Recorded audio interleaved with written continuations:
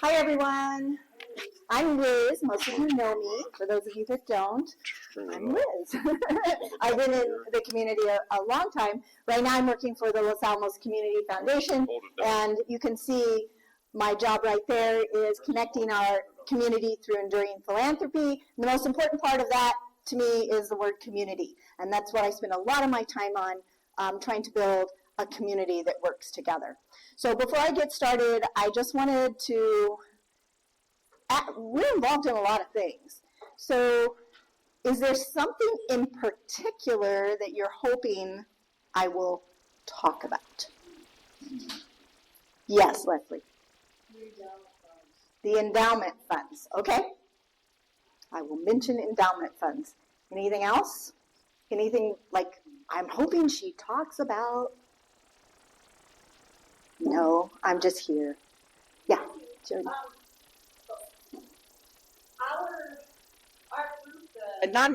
Our group, the nonprofit LARC, that disbanded after COVID because we had to sell Los Alamos Retirement Community to to keep it open. So we sold it to a for-profit, but we still have an investment in there. So what happens to that investment? Can we designate that it go to health-related stuff, or what happens? So Good question. It goes right with endowments, so that's perfect. Yes. Are you ready? Yes.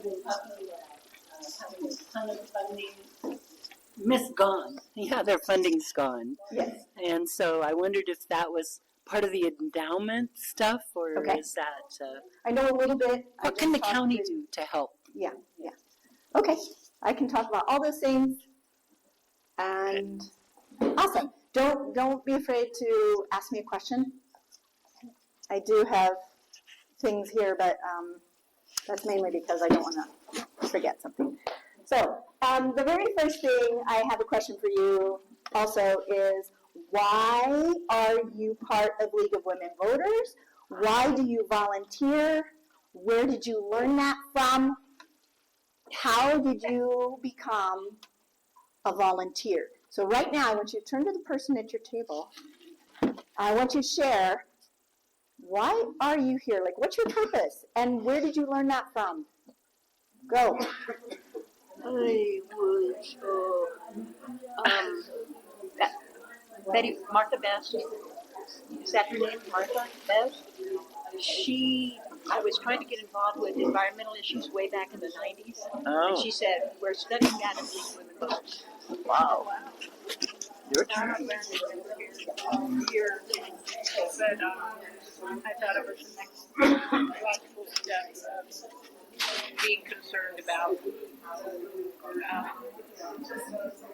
the way our country's going, so that we can use our intellect and our numbers to keep everything on track according to the Constitution and the votes and stuff like that. Things like Constitution. Okay, I'll second that. Hers is better. Make sure you let the other person at your table talk. I'm Brandon. Switch. I work for it with Liz. So I'm the program manager for the Los Alamos Community Foundation.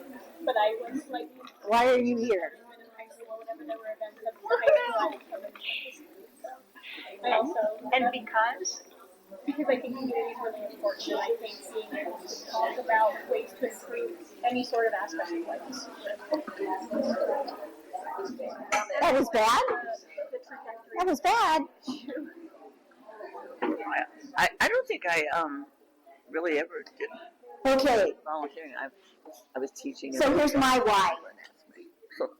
Like here I am. I grew up in a military family. We traveled the world, and that's me with the little pigtails holding the little Raggedy Ann book. We were always part of the community wherever we were, and military communities change over time, right? People move in, they move out, but no matter where we went, no matter who was there, no matter where they were from, what language they spoke, no matter what, my mother, who's in the middle, always made sure that we were involved and engaged and created the community that we wanted, no matter where we were stationed. So that's a lot of my why, about why I'm involved with community. And if you know me, you know that I've been involved with community in a lot of different ways for a long time. And it really goes back to my parents. The third picture is my new little grandbaby. I'm really excited. His name is Simon. But it's not just about Simon, right? It's about the children and the future.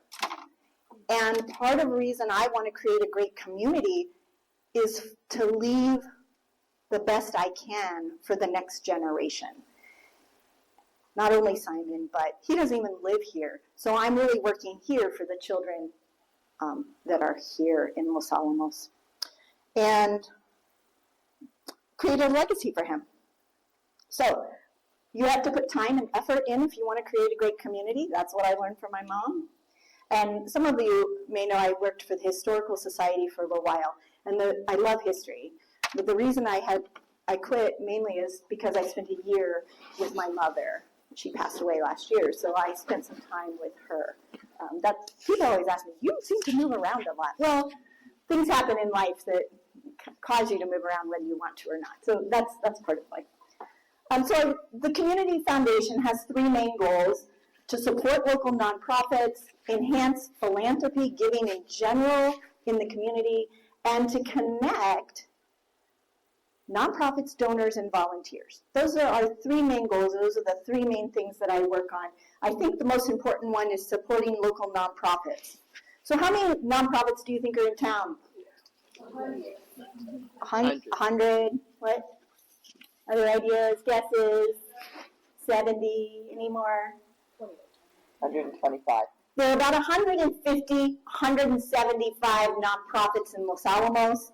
It's a large number. And I consider my job to help all of those nonprofits. And so I have a lot on my plate in terms of trying to keep up with what I see happening in the world of nonprofits. And one of the things I do is run this ED roundtable, which is for executive directors. Being an executive director of a nonprofit is tough. And the turnover is huge. Right now, the executive director that's probably the longest serving in Los Alamos right now is probably Jordan Redmond. He works for Family Council, and he's been in his position 7 years. That means most of our executive directors are new to their positions. In fact, we have 3 brand new for 3 really important nonprofits in town that just have brand new executive directors as of June. So when those new people come on board, they're usually taking over because they love the mission. They don't necessarily understand nonprofits. Maybe they don't know about fundraising, maybe they don't know about taxes and employees, but they love the mission. And so part of my job is to help those executive directors, and the ED Roundtable is amazing. These people, these executive directors have really stepped up. They take care of each other. And once a month we meet. If someone has a question, they can come, ask. Everyone around the table says, I need a marketing plan. Does anyone have one? Oh yeah, here's mine. Here's what we did. This worked for us. And they are an amazing collaborative group. I just love the executive directors in town. These are the larger organizations that have employees. That's who attends the roundtable. Not 150, but a few of the top, like Peak, right? Because they're larger. They have more management issues, I guess. Another thing I do is I try, and when someone has an issue or a problem or a question, I think I'm a resource for them. And I've had some important questions. So recently I had someone come to my office and they said, we need help with fundraising. I said, oh, okay, great, come in, let's talk, sit down. As they talked, I was like, oh, you you need help so your board understands where the money's going. You need help with your employees who aren't doing their job. Fundraising, yes, you need fundraising, but the problem was much, much deeper than that. And I am not an expert, but by listening to them, I was able at least to connect them to a lawyer who they really need and an HR person who can help them. So, but I only knew that because I sit down and I talked with them to find out what's going on with your nonprofit. Why do you need, where's your money going? And that's how I figured it out. I also, this year, one of the things I did was I heard about Mesa to Mesa was putting in a new floor for the group home. And I heard about that, and they contacted me and they said, hey, can we get a grant? And I was like, well, you know, the total amount I give in grants is like $40,000. So I don't think I have enough for your whole floor. But I did some research. I went online. I found a foundation, the Anderson Foundation, I looked at their mission. Their mission matched. There's a match. So I contacted them out of the blue. I just contacted them and I said, hey, I think we have an opportunity here. We have this project, blah, blah, blah. And they said, great. We'll fund half of it, but we don't know this group, Mesa to Mesa. We'll give the money to you because you're a trusted organization. I was like, yes, I'll take it. And I gave every penny. I did not even take a fee off of that. Every penny went to Mesa. I'm really committed to our local nonprofits, but I think we can provide that kind of support for nonprofits. You may have also heard of community foundations in general in times of crisis. So right now, if you look to give to Ruidoso or Texas, a lot of their community foundations are the ones you'll see you can donate to. And that's because they have these ties already in their community with their local nonprofits. They understand how to get the money where it needs to go. That's the benefit of a community foundation. Oh, and some people ask me, why give to a community foundation? Why not just give to the organization directly? And my response to that is, yes, give to the organization directly. However, if you have extra funding or if you want to support one of the things that we're doing, we would love a donation too. And when you give, let's say we run a nonprofit training session. If you give us $3,000, it pays for someone from out of town to come in to run a nonprofit session. If you give it to one organization, those 5 employees of that organization will take the training. If you give it to the community foundation, we'll have 25, 30 different organizations participate in the training. So when we collaborate, we can get more bang for our buck, right? So there are times when that is really important. And if you want to make your money go further, sometimes, depending on what you're looking for, the community foundation is a good place to make that happen. Endowments. So there were questions about endowments. Endowments are basically, I think of it as a piggy bank. Did anyone have a piggy bank growing up besides me? Where my mother saying, now I'm giving you this allowance, but some of it has to go in saving. Well, this is kind of the idea behind an endowment. So endowments are meant to fund the future. The idea is a little like a 401k, or like you put money in, you invest it, and then you take the earnings from that investment every year. Your donation never goes away. It stays invested. What's spent is the interest. That's how most of our grants are funded. They are funded because people in this community gave to the community endowment. It's earning money. They're growing. We have about I think we're about 1.4 right now million in investments. And all the earnings from those investments really fund mostly the grants.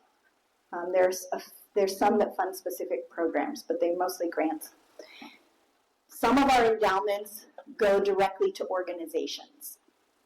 So we have an endowment for the Little Theater. All the interest we earn from the Little Theater endowment goes to the Little Theater. I do not micromanage that money. I trust my executive directors. And there is trust-based philanthropy.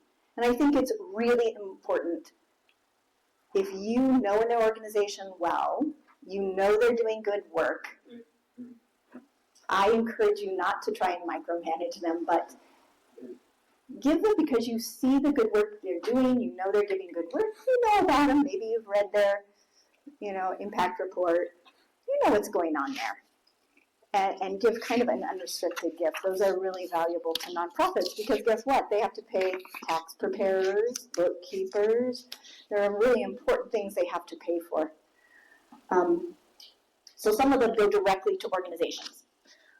Others have been started by people who really have a passion for something and they want to fund kind of not a program, but a certain thing in the community. So for example, Paul and Sue Bombard started the Music Education Endowment. That is funding music in Los Alamos public schools. And it's not paying for teachers.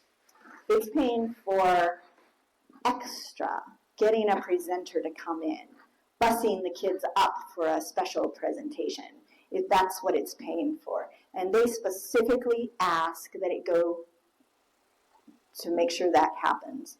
Youth sports is another one. Youth sports, Joe Cook, I think is her name. I think his name's Paul too. Started youth sports. They said, we participated in youth sports. We think it's really good. It builds character and it gets kids outside and moving, and we want to fund some youth sports. And I honestly agree with them. I think one of the best things that we can do for suicide prevention is fund youth programs so that kids can connect somewhere in the community. But that, every year, it's competitive. So different organizations can apply. The committee reads them, votes, and they choose who to fund with the interest from that endowment fund.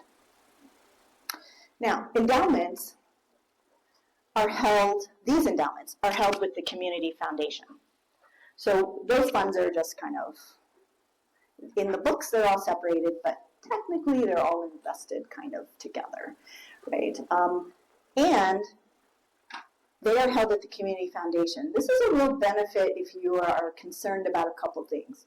If you're not sure about the organization, you're not sure, community foundation might be a better place to put an endowment for them. If you,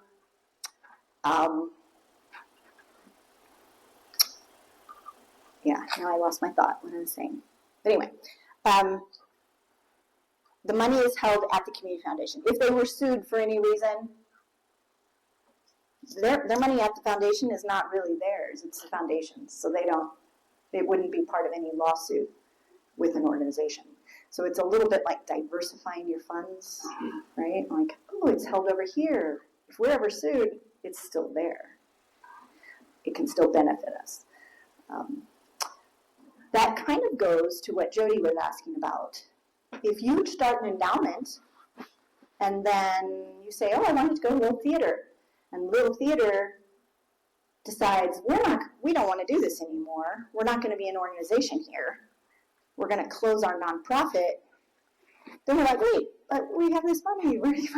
So then, according to the document that is signed when the endowment is set up, that money will go to another local Los Alamos group doing a similar thing.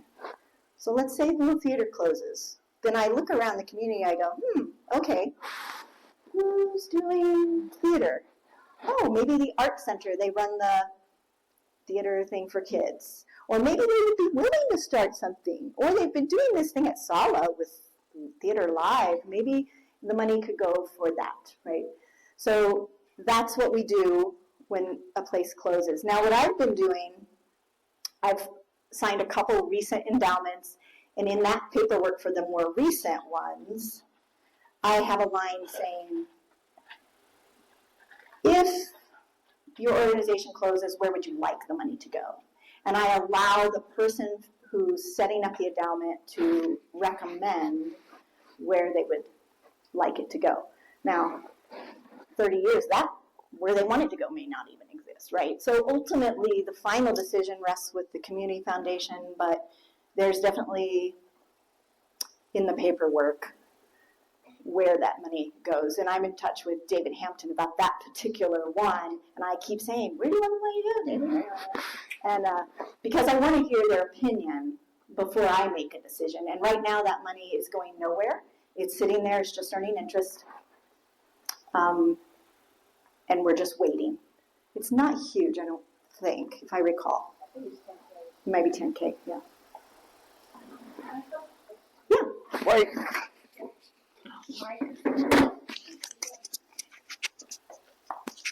How much, Go ahead. okay, how much do you need to start an endowment? How much do you need to start an endowment? So an endowment takes $10,000 to get an endowment started. And the endowment, I would really love to get started. I don't know if anyone in here is interested, but I would, if you knew Jen Bartram, she was very into grief groups and counseling, and I would, more than anything, love to start an endowment specifically that would fund grief counselors, grief groups, but it would cost $10,000. I don't have $10,000, but if I did, that's what I would do with it. And then If you don't have $10,000, Los Alamos Arts Council is a good example. What I decided when I put this in place last year after I started, I said, you know, people want to start something, but they don't have 10,000. Or you have 5 people, no one wants to give the whole 10,000, but they'll give 2,000. So we started what we called seed funds, and that means you can start with a lower amount, and you have 5 years to reach the 10,000 mark. You do not start receiving the investments until it reaches the 10,000. So, and anyone can contribute to these. All of these endowments, one thing unique about the Community Foundation is that they're community. Anyone can contribute. So if you see one up here you like, you can say, oh, you know, I love the Art Center, I give to them every year. I'm going to give $100 to their endowment fund too. That's great. That's $100 that's going to go forever to earn interest for Los Alamos Arts Council. Those seed funds are brand new.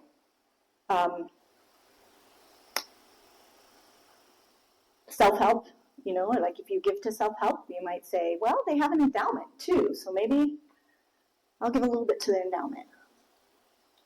We have really varied things to give to. Georgia Strickfaden started the Heritage Preservation Fund, which is awesome because I do love history. But anyone can contribute. Yes? Oh, I just had another comment real quick. Sorry, it's quick, I promise. So I think one thing people don't know, which I just found out, was that if somebody is running a political campaign and they have money left over from their political campaign and they're not planning to run again, they can also donate that to a nonprofit, which somebody we know did that and donated like to self-help. Yes, so you can, there are lots of ways to make your money go further, yeah. I'm just curious, off the top of your head, do you know what the rate of return is for the last 5 months, 12 months? We have an investment committee that meets every quarter with our financial advisor, and the last meeting was at the beginning of July, and we were earning about 7%. However, when we give the disbursements, they are calculated over a 12 quarters, so 3-year period. Mm-hmm. So we may have a great year, but the actual calculation is a percent over that. You may have a bad year. I think poor Steve, the person I replaced, Steve Laurent, I think that years he was there, the earnings were really low. And so he's like, oh no, like our money. That's one reason we do that average. Thank you.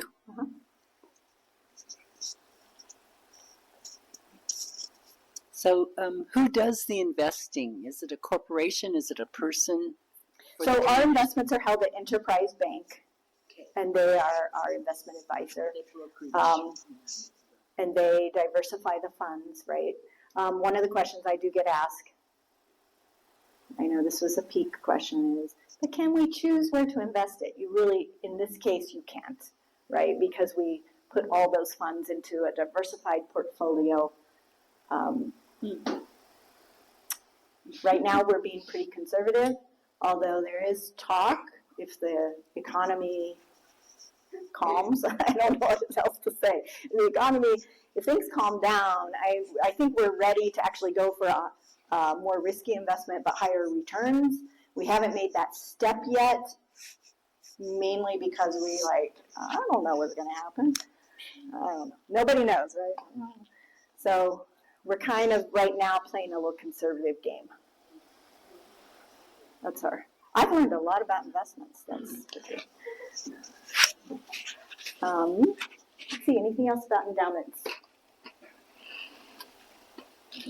Dwayne Smith has an endowment. If you like Dwayne Smith, that money goes to them. Oh, I know a good one. UNM.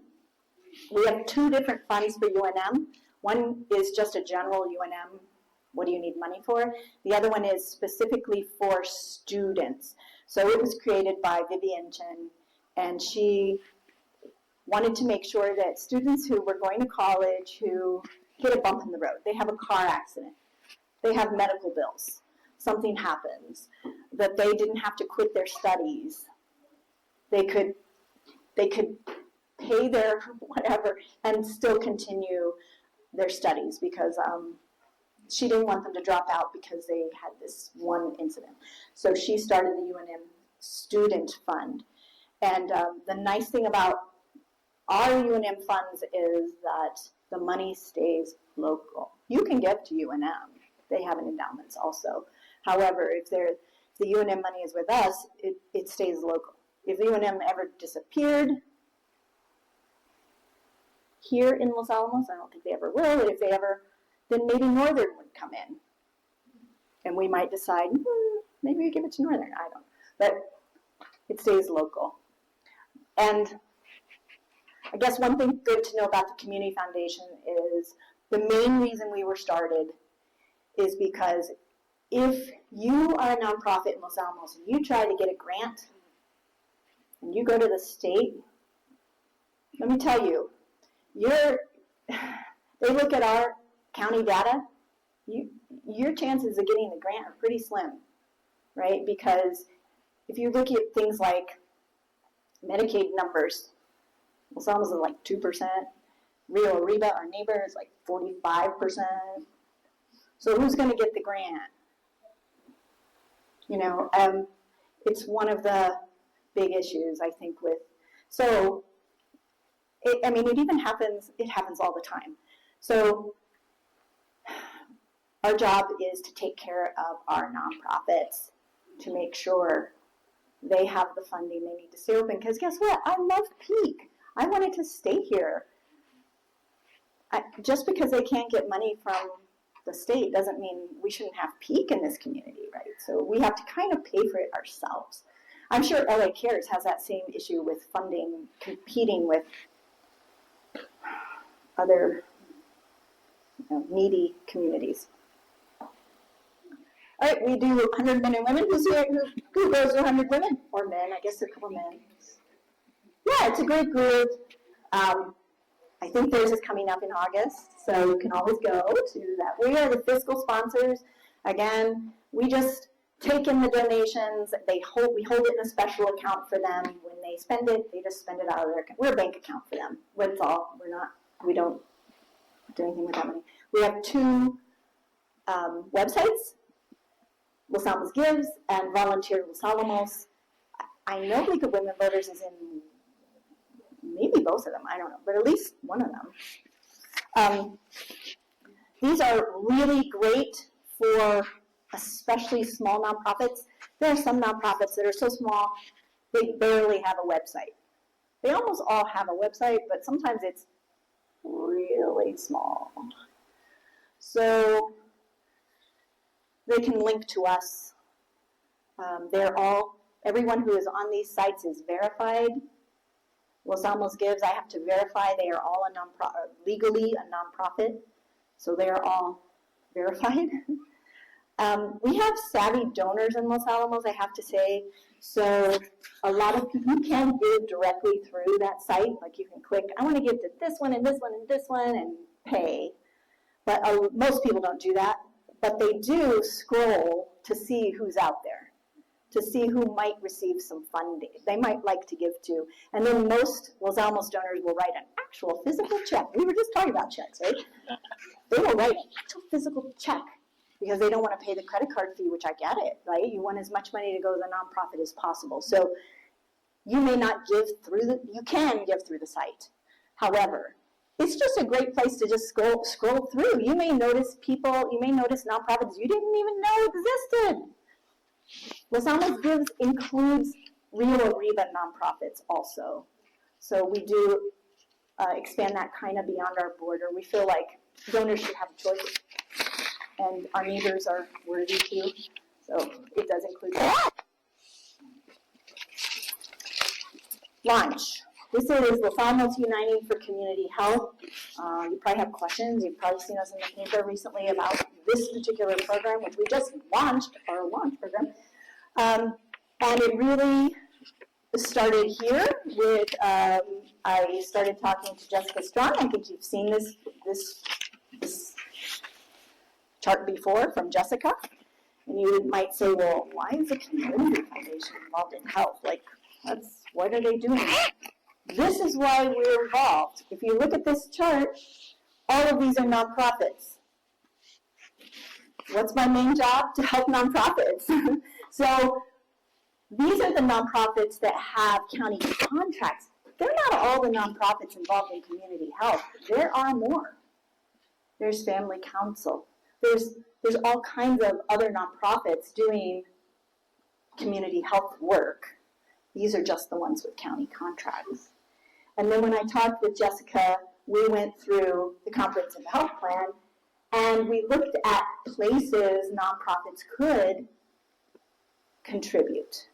Because healthcare especially is one of the most complex things, and no one organization is going to solve it. It's just not going to happen. It's impossible. So, if we are going to improve, we are going to have to work together. We're going to have to use all our resources. It's helpful if we know what each other's doing and if we're moving in the same direction. That's where the Community Foundation is kind of stepping in to help make sure that happens. So we have the outreach, especially for suicide prevention. We're trying to step into that role to help fund some of the suicide prevention trainings and get organizations to participate. The no wrong door policy, I know you've heard Jessica talk about that. I believe that wholeheartedly. And I think if they come to a nonprofit and the nonprofit says, oh, we don't do that, you don't just say, we don't do that, bye. You say, we don't do that, but I know LA Cares over here could help you. Or maybe they can help you. Go talk. Here's their number. Go. So we want to try and make sure that people, when they come to whoever they come to, whichever nonprofit, that we can at least send them on the right path. And then this one, collaboration with providers, local and regional nonprofits, right there. Right, so she wants to work with nonprofits. And then finally, this one, mental health supports as needed, suicide prevention trainings. So the state will do suicide prevention trainings, and actually they'll pay for it. They'll pay for the trainers. But you have to have at least 10 people. If only 8 people show up, they won't pay for it. So I said, well, that's sad, because if 8 people show up, like, we're all here, the presenters here, I said, I think we will have the Los Alamos Community Foundation pay for it. So we are going to offer trainings every month. If 3 people show up, 15 people show up, sure that we have enough trainings that people can't say, well, I couldn't take it that day. Well, good, because we have 12 more coming up you can take, right? There's lots of choices. So we want to make sure that's fully funded, that we are committed long-term to make sure it happens. That's part of this plan. Anchor and Health Foundation really stepped up to help us fund it.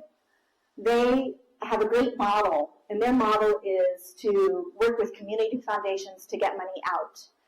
And the idea is really similar to that emergency preparedness thing, where these people are working right now with people in the community, these nonprofits. Let's see what they need, let's talk to them, and then let's fund in that community through their community foundation. So we have received money for the next 5 years. We will be receiving funds to give to our local nonprofits for health and wellness programming. It's funding right now. Our main thing we're focused on is suicide prevention and mental health and wellness. And that's where we're starting. I wouldn't say that's where we're going to end up, but we needed a place to start, and based on that comprehensive health plan, that's kind of what we decided. Brandy, I was so lucky. I snagged Brandy. Brandy is here. She's right there. Brandy is our program manager, and she manages the Anchorum funds. She is the person to talk to. If you have an idea for mental health, anything in town, you can pitch it to Brandy. She can tell you if it's something that might fly or not. I mean, part of the hard part about writing grants is it's a lot of work, and then you don't get the money, right?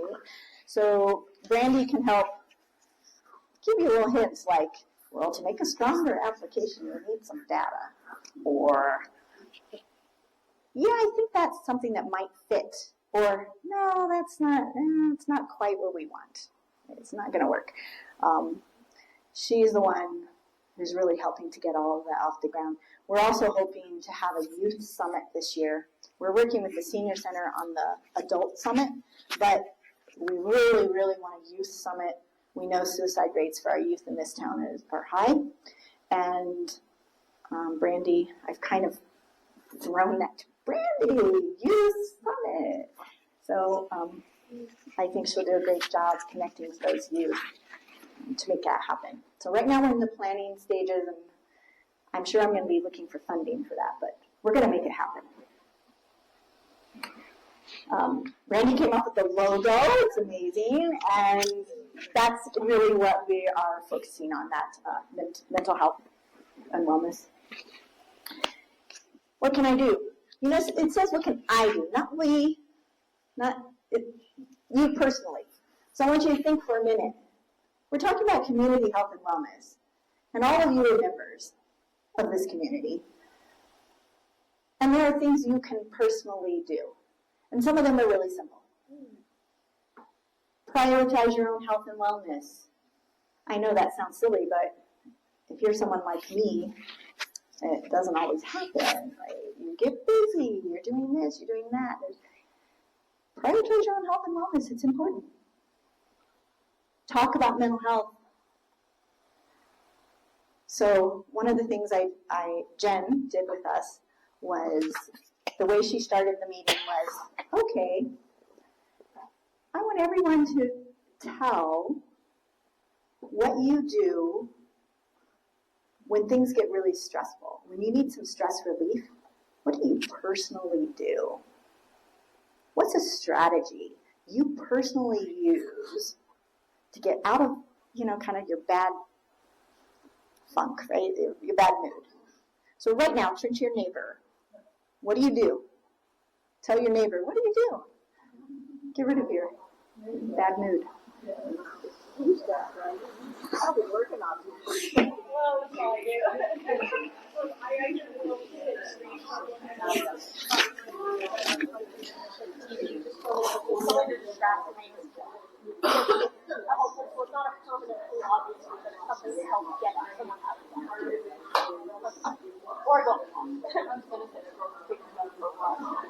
I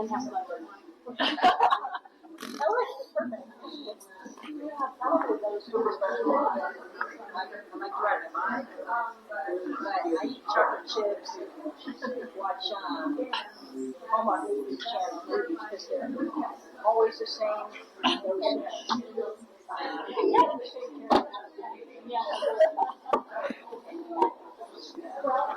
Clean things or go outside and do something in the garden, water it. No, my house is a mess. It is a mess. But you know, it's not, you have all these papers and I have a pile this high. You know, I keep moving it from place A to place B, and I thought, I've got to do this, and then I'll probably find that key that I want and just pay $500. Okay, so when we talk about mental health and wellness, this is what we're talking about. It doesn't have to be really deep, right? It's, as a community, I think we need to do a better job of being open and honest and talking about mental health. Maybe you're in a book group. Do you ever talk about the mental health of the characters in the books you read? Do you ever talk about what problems they're having and how they solve it, and maybe how that applies to your life, our lives? How can we use? That's talking about mental health. And I'm going to be honest, it's not always easy, right? I have someone in our family right now, and we're dealing with a mental health issue, and I'm telling you, it's not easy to actually go to that person. You don't want to upset them, right? But it's important. And so I always told my kids, and when I was teaching, I would tell my kids, just because it's difficult doesn't mean we shouldn't do it. We can do hard things. This may be hard.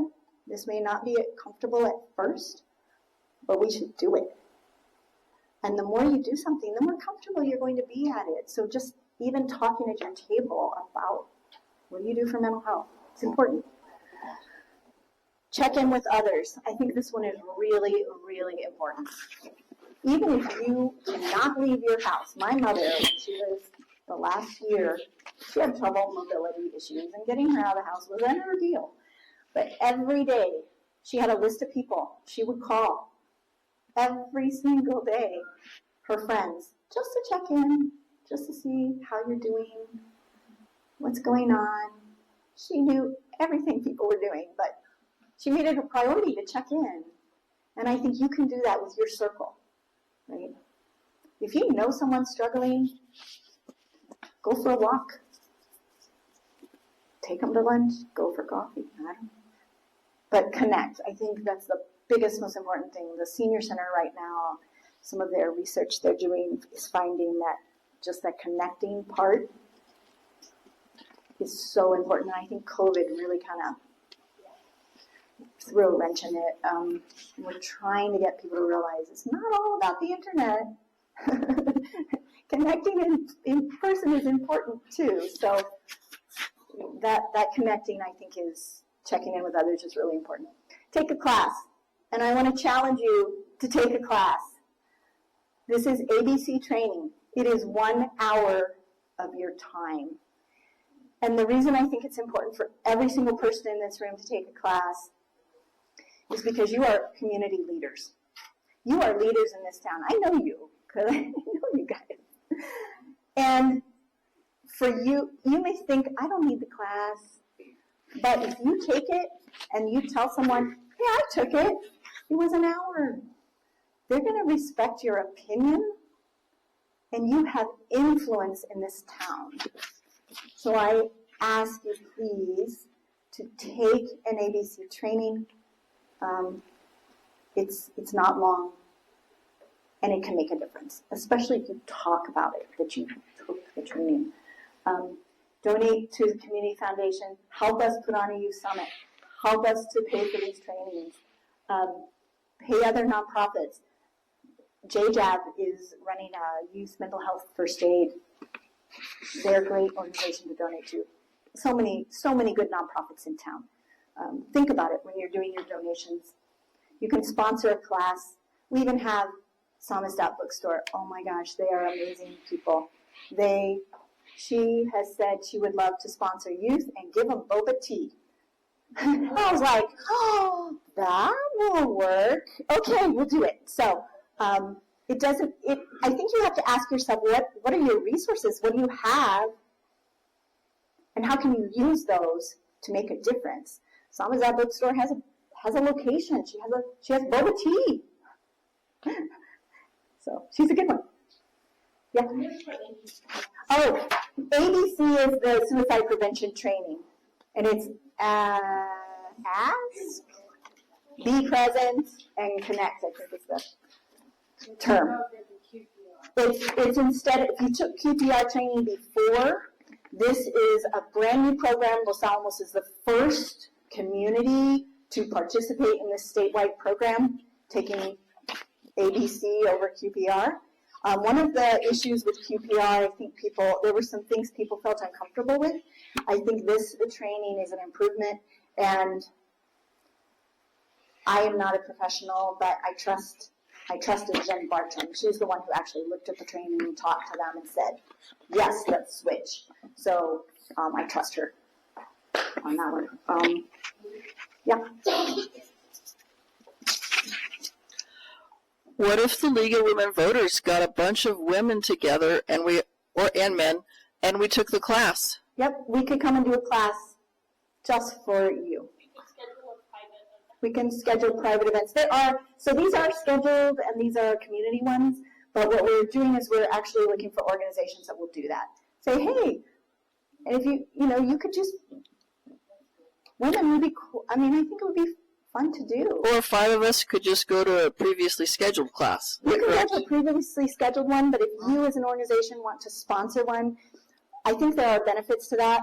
Part of it is it gets the word out that you as an organization are committed to mental health and suicide prevention, and you are going to sponsor a class, right? What does sponsorship mean? It means you help put out the word. Maybe you have a place. Maybe this is a place. I don't know. If you don't have a place, we can find a place. That's not an issue. We pay the trainer or New Mexico suicide prevention. If it's over 10 people, we'll pick it up, which is what we really want, because the less we have to spend, the more we have in grants to give. So it's a benefit for us to use their funding. But we need 10 people. So sounds good. Yeah. That would be awesome. It would be awesome. And if you don't think you want to do it by yourself, you can work with another organization too. Like 2 organizations together and maybe sponsor it. For the Community Foundation, help us build a strong community. Donations, of course, endowments, general funds, just letting people know we have them is great, because some people don't even realize we even hold those endowments, and I think we just need to get the word out that, hey, go ask them about it. I'm happy to talk to people about it. And connect with others. And that connect with others is another challenge for your organization. So I would say, if your organization can connect with other organizations or other people, you're going to see a benefit to your organization. So consider that when you're planning programs, when you're having speakers like this, getting the word out. If it's a topic that you think another organization might really be interested in, contact them and let them know it's happening. Don't just say, well, I'm putting it in the paper, everyone will see it. Communication is another thing that really changed after COVID. So I would reach out personally, invite people personally and say, hey, I noticed we're doing this history presentation. You're interested in history, you should come, right? That's part of that connecting with others. And I think it's really, really important. And that's about it. This is a program that's coming up on Monday, August 25th. It's free. It's estate planning. Shay, if you know Shay Kendricks, she's going to be the main speaker. We're not promoting any one nonprofit. This is anyone who's considering creating a will or putting any nonprofit in your will. Come, ask questions. This is an informational session. It's free. They provide lunch. They do want you to register because lunch, but even if you don't register, you could still come. There wouldn't be a lunch for you probably, but this is going to be held at Sala. It's on our website, but if you, I didn't bring flyers, but if you are interested in more information about launch, Brandy has a sign-up sheet. If you want to be on our mailing list, I do not spam people. I send maybe one a month, just updating you on things that are happening, like this was one of the things I sent out. But or watch our Facebook page if you're a social media person. And anyone can attend this. This is not, I've been telling nonprofits, you should tell you think you have people who might be a legacy donor, send them